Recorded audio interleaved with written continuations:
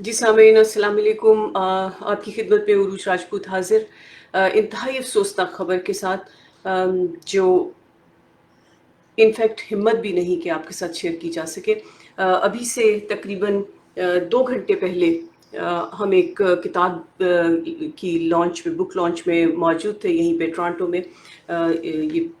सिब्त याहिया एक बहुत सीनियर सिफारतकार हैं, उनकी किताब की लॉन्च थी। और बहुत मुद्दत के बाद मैं यूँ इस तरह की किसी महफ़िल में शरीक हुई थी, और उसमें कुछ लोगों से मुलाकात भी इस बहाने से हुई, मगर ये मालूम नहीं था कि इतनी अफ़सोसनाक ख़बर जो है वहीं पर मिलेगी। और यकीन मानिए कि दिल इस वक़्त खून के आँसू रो रहे हैं। और कुछ अरसे के लिए तो, कुछ देर के लिए तो हमें इस पे बिल्कुल भी यकीन नहीं आया, मगर फिर मुख्तलिफ़ ज़राए से जो है उसको कन्फर्मेशन हुई उसकी, और यूँ लग रहा था कि कोई कह दे कि ये बात गलत है। ट्विटर पर इस तूफ़ान आया हुआ है इस खबर के साथ, और मुख्तलिफ़ बातचीत हो रही है। जी, आप सब जानते हैं कि पहले ARY पे थे और उसके बाद वो फिर बोल पर। अरशद शरीफ इंतहाई fine, competent, professional, articulate anchor person, senior journalist, और उनकी जो मौत वाक़ई हुई है वो एक अनबिलीवेबल कह लीजिए इस वक्त सिचुएशन है, जिन मेरा ख्याल है सबके दिलों पर गुजर रही है। मैं बल्कि ये दिल चाहता है कि ये कहूँ, ही डजंट डिज़र्व दैट। और इतनी कीमती जान, इतना खूबसूरत इंसान और इतना फ़ाइन जर्नलिस्ट, ये बहुत ज़्यादती है जो हुआ है। अभी बहुत से पाकिस्तान के जो मीडिया हैं उन्होंने अभी, बिल्कुल अभी कुछ देर पहले इस खबर को शेयर किया है, बहुत मोहतात अंदाज में। ज़ाहिर है कि अपने ज़राए से इस चीज़ को कंफर्म करना होता है, मगर अभी तक इनकी जो अम, शहादत है, इनकी जो मौत है, इनकी जो शहादत है, उसको उन्होंने इस तरह से लाइक उसको यूँ, उसकी जो बैकग्राउंड है या जो वजूहात हैं या जो कुछ हुआ है, उसकी जो पॉसिबिलिटीज़ हैं, उसके ऊपर वो बड़े मोहतात हैं और अभी कुछ कहना नहीं चाहते कि कोई स्पेकुलेशन हो जाए। जो ज़राए हमें यहाँ पर जिनसे इत्तला मिली है मुख्तलिफ से, उसके मुताबिक चूँकि हमें ये मालूम था कि वो लंदन में मौजूद है, लेकिन वो कीनिया में जो है ये वाक़या पेश आया, जिसमें ये बताया गया है कि थे वो गाड़ी में, मगर उनके सर में गोली लगी है। और कुछ लोग इसको हादसा कह रहे हैं, जो लाइक गाड़ी की वजह से, कि गाड़ी में हादसा पेश आया है। लेकिन कुछ इत्तलात और कुछ जो ज़राए हैं उन्होंने ये कहा है कि वो ना सिर्फ ये कि उनके सर में गोली लगी है, बल्कि वो किसी जैसे टारगेटेड टारगेटेड जो एक हमला होता है, और उसमें जो आप एक्सक्यूज़ मी, उसमें जो उनके साथ मेरे लिए बात करने में इतनी दिक्कत पेश आ रही है कि ये हमने इतनी अफ़सोसनाक उसकी सिचुएशन, मौत ज़िंदगी अल्लाह के हाथ में है, और बेशक अल्लाह ही है सबकी हिफाजत भी करने वाला, और इस इंसान की ज़िंदगी का जो है वो मालिक भी वही है। मगर जब कोई शख्स, अगर कोई शख्स बीमारी से या किसी और वजह से जो है लाइक नेचुरल डेथ होती है, तो उसको जो है बर्दाश्त करना, उसको उसको सह जाना निस्बतन आसान होता है। मगर इस तरह की जो नागहानी, इस किस्म की जो एक्सक्यूज़ मी कट डाउन है लाइफ का अननेचुरल वे में, वो बहुत तकलीफ दे होता है उसको बर्दाश्त करना। और ज़ाहिर है उनकी फ़ैमिली, और उनकी फ़ैमिली की तरफ से कंफर्मेशन हुई है, बहुत से सीनियर जो है वो एक पर्सन से भी اس کی تصدیق کی ہے اور ان کی فیملی نے بھی اس کو کنفرم کر دیا ہے کہ یہ واقعہ پیش آ گیا. کیوں ہوا، کس نے کیا، کیا کیا، اس کی تو ابھی وقت کے ساتھ جو ہے وہ مزید تفصیلات آئیں گی، اور ان تفصیلات میں ان کی جو ہے یہ بھی پتہ چلے گا کہ جو بھی اس کے پیچھے جو ذرائع تھے اور جو بھی وجوہات تھی وہ سب پتہ چلے گا. اور یہ واقعی جو ذرائع سے جو بات ہمیں پتہ چلی، جو آپ کے ساتھ ہم شیئر کر رہے ہیں، اس میں سے کون سی بات کی تصدیق ہوتی ہے اس کا بھی پتہ چلے گا. لیکن ایک بات یہاں پہ ضرور کرنا چاہوں گی کہ ہم سب کو معلوم ہے کہ ارشد شریف کو پاکستان کیوں چھوڑنا پڑا. ارشد شریف نے جب پاکستان چھوڑا تو انہوں نے یہ بتایا تھا کہ ان کو جان کی دھمکی ہے، اور بڑی نفاست سے وہ شخص جو ہے وہ خاموشی سے پاکستان سے چلا گئے، اور بہت اچانک گئے تھے اگر آپ کو یاد ہو. اور اس کے بعد کچھ عرصہ وہ بالکل اس پہ نہیں تھے، سامنے اسکرین پہ نہیں تھے. پھر کچھ عرصے بعد انہوں نے اپنا سارا سیٹ اپ وغیرہ کیا، اور پھر وہ دوبارہ جو ہے ہمیں دکھائی دینے لگے. یہاں ایک بات اور بھی ہے کہ کچھ عرصے کے بعد انہوں نے واپس جو ہے اپنی جیسے بہت واضح ثبوت کے ساتھ، ایویڈنس کے ساتھ وہ اپنا پروگرام کرتے تھے، اور اس میں ایک لفظ کا جو ہے نا ان کے پاس ایویڈنس موجود ہوتا تھا، اور بڑے نپے تلے الفاظ میں بہت واضح بڑے آرٹیکولیٹ انداز میں ان کا جو ہے وہ اپنا پروگرام کرتے تھے. اور انتہائی کمپیٹنٹ، انتہائی پروفیشنل، انتہائی نفیس، اور ایک سافٹ اسپوکن سے چہرے سے وہ ایک بڑے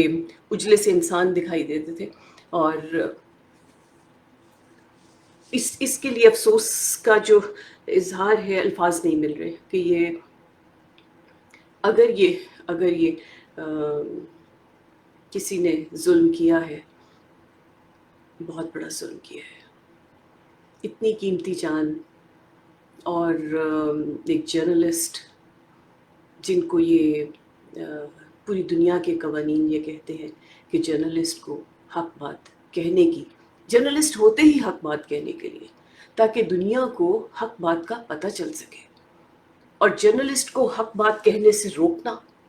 اور اس سے بڑا دنیا میں کرائم کوئی نہیں کہ آپ کسی جرنلسٹ کو، جو اپنا پروفیشن ہے، جو اس کا پروفیشن ہے کہ وہ یہی تو اس کا کام ہے، یعنی جو بھی جس کا کام ہوتا ہے اس کے اعتبار سے وہی تو کام ہے کہ وہ حق بات دنیا کے سامنے لائے اور دنیا کو حقائق کا پتہ چل سکے، صحیح انفارمیشن مل سکے. اور اسی کا اگر آپ زبان بندی کر دیں گے، اسی کا اگر آپ گلا گھونٹ دیں گے، تو آپ کو حقائق سے تو حقائق تو کبھی پتہ نہیں چلیں گے. اور اگر ایسا ہی نظام رہے تو یعنی سب لوگ اندھیرے میں رہیں. اور یہ تو سوشل میڈیا کا شکریہ کہ اس نے بہت سی انفارمیشن، بہت سی خبریں، بہت سا مواد جو ہے وہ عام انسان تک پہنچایا، ورنہ تو خدا جانے کہ اس سے پہلے لوگ کتنے اندھیرے میں رہتے تھے. اور اگر ہم بات کریں پاکستان کے حوالے سے تو ہم سب جانتے ہیں کہ پاکستان میں تو ایک جو ایک بیہیویئر بن گیا ہے، کہہ لیجئے کہ اس کا معاشرے کا، کہ حق بات کہنے کی لوگوں کو عادت ہی نہیں رہی. یعنی اپنے جو سوشل لیول پر بھی بات کو گھما پھرا کے منافقانہ انداز میں، منافقت ہی ہوتی ہے نا جی، ادھر نماز پڑھ کے آئے اور ادھر ہاں یہ وہ بات کر کے بات ٹال دی. کیا؟ کیونکہ جرت نہیں ہوتی کہ سچ بات کہہ سکے. دوستوں کے ساتھ سچ نہیں بول سکتے، رشتوں کے ساتھ سچ نہیں بول سکتے، اور